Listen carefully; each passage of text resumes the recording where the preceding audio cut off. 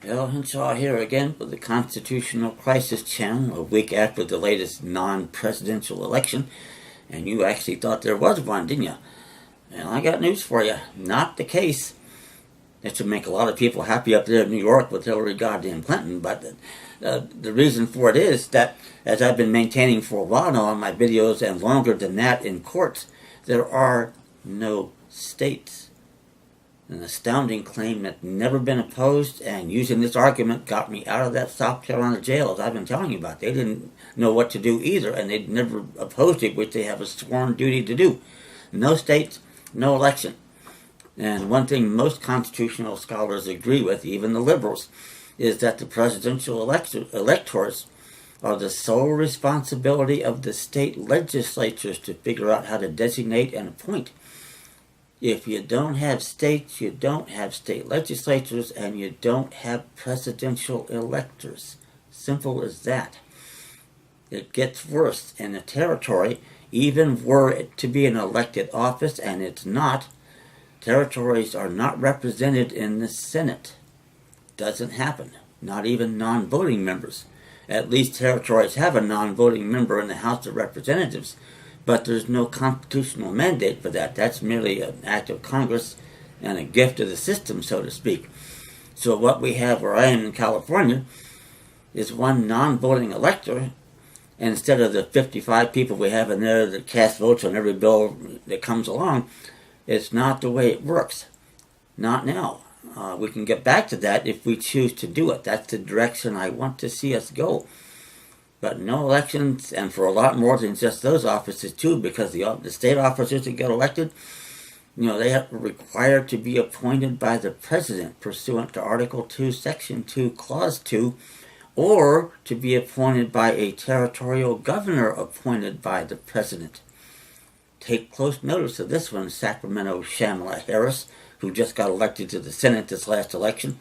That's 2 in a row you've got office you've been elected to, neither of which is an elective office.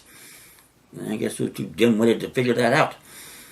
Anyway, no elections, and that's the name of that tune. A couple of things I want to add here. As you know, the Democrats are bitching and moaning and carrying on. It's amazing they don't have their own private sandboxes somewhere. Maybe they can have the next Democratic convention in a sandbox down there in Miami.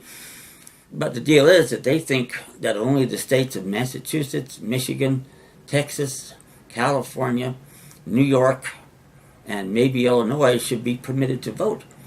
They're saying one man, one vote, and they're whining like hell that Hillary outpolled Trump by more than 1 million votes. Then that's exactly what they're saying, but in direct contravention to the Constitution and how it was set up. And without that compromise with the Electoral College, the United States probably doesn't happen for exactly that type of reason. You can have 4 or 5 states outvoting the rest of them. And what kind of a result would that lead to?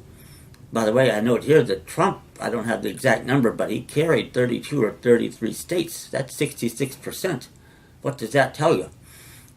I mean, it's just not going to change. And it's the way it was designed.